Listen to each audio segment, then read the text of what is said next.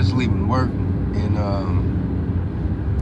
you know, some interesting things going on at work. And one of the older gentlemen at the job site, he's probably maybe late 40s, early 50s, I believe. You know, he's always rapping with the younger brothers and whatnot, and he doesn't give them very good advice a lot of the times. This brother around my age, you know, he's in his a couple years older than me. He's like in his early to mid 30s or whatever. You know, he was talking to this older gentleman about, you know, some problems that he was having with his girlfriend. And his girlfriend is, you know, one of those mean-spirited black, well, she's his ex now, but his ex-girlfriend girlfriend at the time was one of those, you know, mean-spirited black women that's always talking about niggas ain't shit. And you know, the brother was telling the older guy about some of the problems that he was having with this particular female. And the older guy's response was, well, you know, you need to get a baby. And I overheard him say that, and I said, whoa, hold on, bro. I said, hold on. I said, man, that's bullshit. Don't listen to him. And I said, man, that's bullshit. And as soon as I said that, the older gentleman, you know, retracted his statement and was like, yeah, you right, Benjamin, you right. I'm like, goddamn, I know I'm right.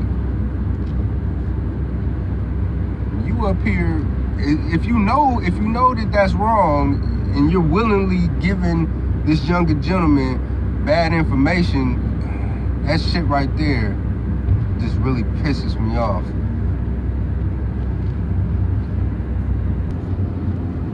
And I told my peer, I said, listen, bro, from my experience, do not deal with a female whose mantra is niggas ain't shit. If you hear those words come out of her mouth, niggas ain't shit, that is a red flag. Close down shop and leave immediately. And he kind of laughed. It was like, yeah, she be saying that shit all the time too. I said, man, you need to reevaluate your relationship with this particular woman, because this cult of, you know, black feminists or whatever, their mantra is niggas ain't shit. It's kind of tantamount to, you know, the radical Islamic saying, you know, Allahu Akbar, or some other, what was the Nazis saying? Heil Hitler. You know, it's kind of like that was their slogan and shit, you know. Or how, you know, Christians and Jews say hallelujah, you know. That this a cult of black feminists. That's their battle cry, their mantra. You know, it's like they derive strength from saying that shit, you know. Niggas say shit, and they power up, you know. But I was like, yeah, man, don't deal with no female like that, man. That's a deal breaker. If I'm dating a black woman and I hear her say that shit, I don't care if we are in whatever we're doing. I'm stopping it right there. I'm slamming on the brakes. The needle gonna slide off the record. You know, heads are gonna turn like, I'm gone. This is done. And this particular older gentleman, you know, he has several kids by several different women. He's paying child support out the nose. And just recently, he was telling me that he has a child with a younger woman who's like in her mid-20s or mid to late 20s and whatnot. And how she's, you know, got him running back and forth to the courthouse and whatnot. So he's made his life, you know, his life has just been one fuck up after the other. And now here he is, you know, coaching younger black men on this to do the same fuck ups that he made. And he knows that the decisions were fuck ups. But he's not, you know, he's not taking the responsibility of warning these gentlemen like, yo, you know what, don't do that. Don't go down that path. I've been down that path. That is a tough road to hoe.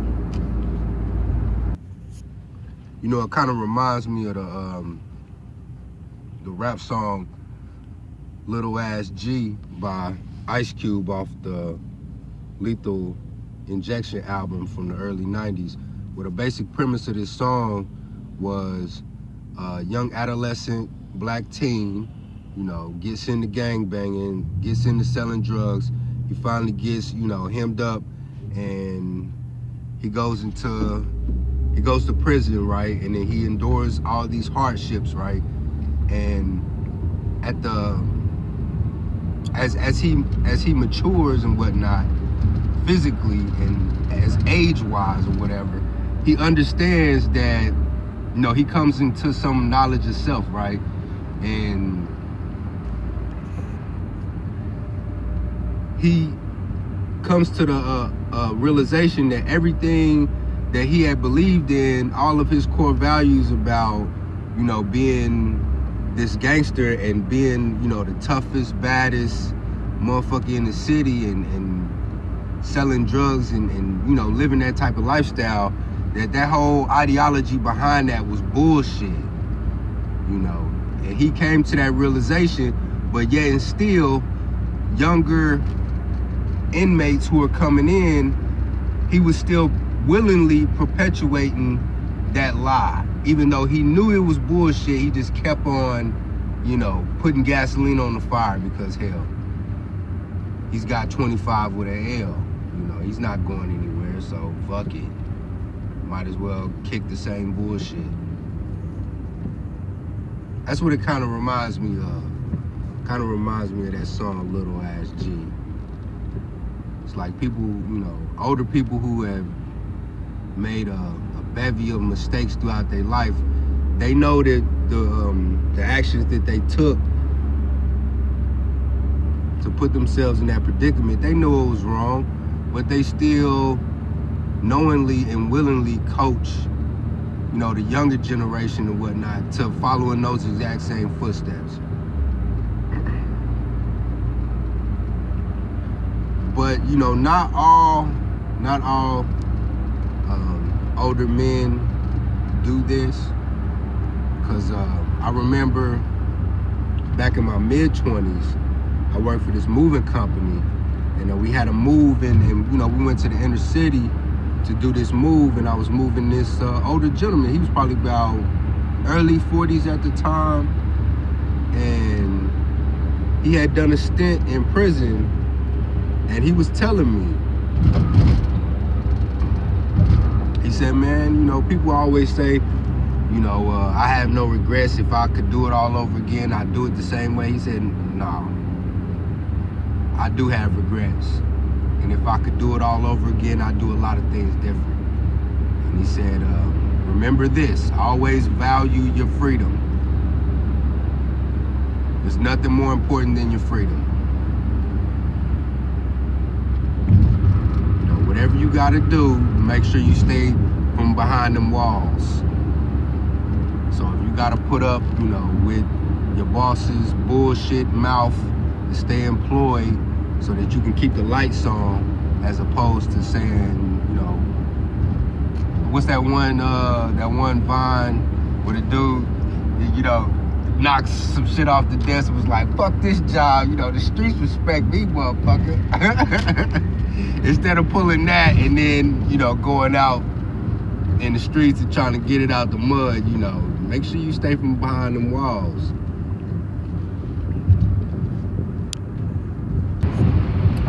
And you know, the older, it's not just the older black men who do this. The older black women definitely, they definitely do this shit, man. know, I work in a factory job right now, helping myself, you know, just helping me put myself through school and whatnot. And it's hard work, it really is. I come home with scuffed knuckles and, you know, sore muscles. You know what I mean? And I see the older black women come in and they dragging ass, you know, with that scowl on their face of contention and whatnot. They're just pissed that they have to do this, but this is the only thing that they can do. It's the only thing they can get.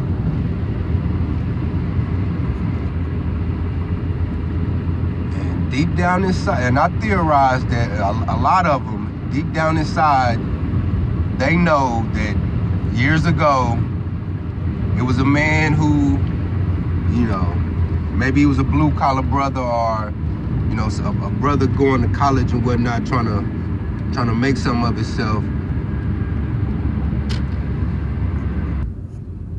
There was, at one point in time, there was a man whom would be ideal to take care of her, who was willing to do just that. Or maybe she had a man like that, but, you know, her own actions brought about the deterioration of that relationship, and now she's a spinster. But, you know, some of these same women who are in dire need will sit up here and tell younger women who they don't need and what they don't need.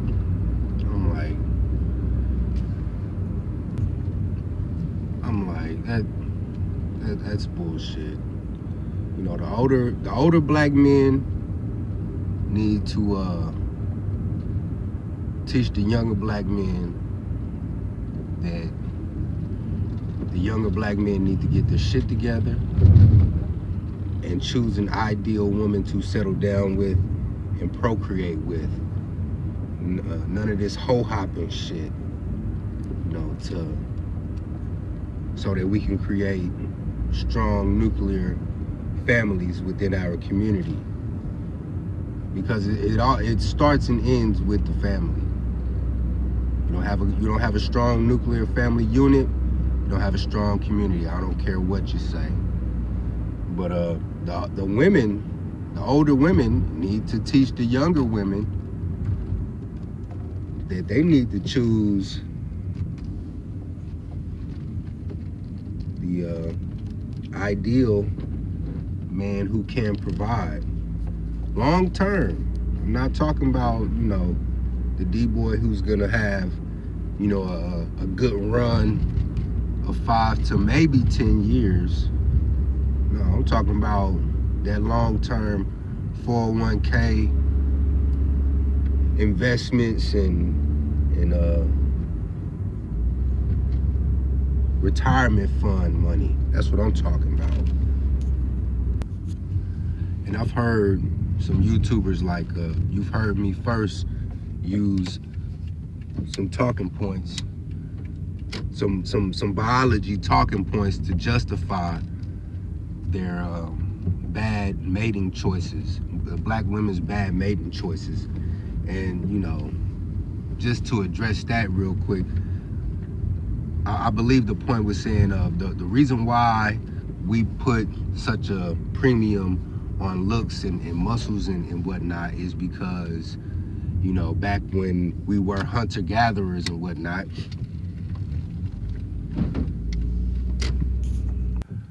the most productive men in the clan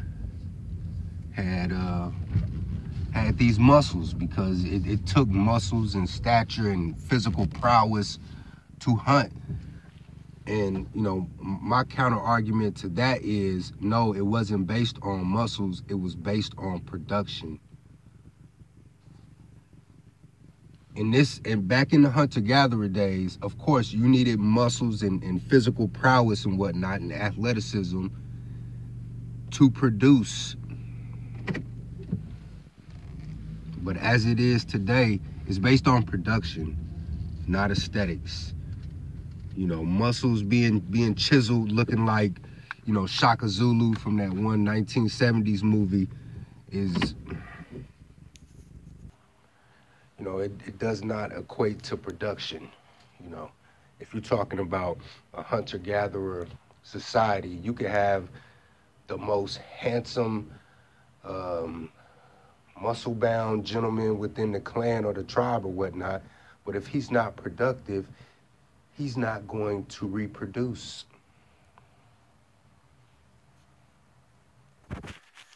You know, men are judged on production, women are judged on reproduction. I'm not making a ugly man argument because I'm not an ugly man. And I'm not advocating, you know, that black women settle for ugly men. No, I'm just saying black women need to make production a premium and then everything else secondary.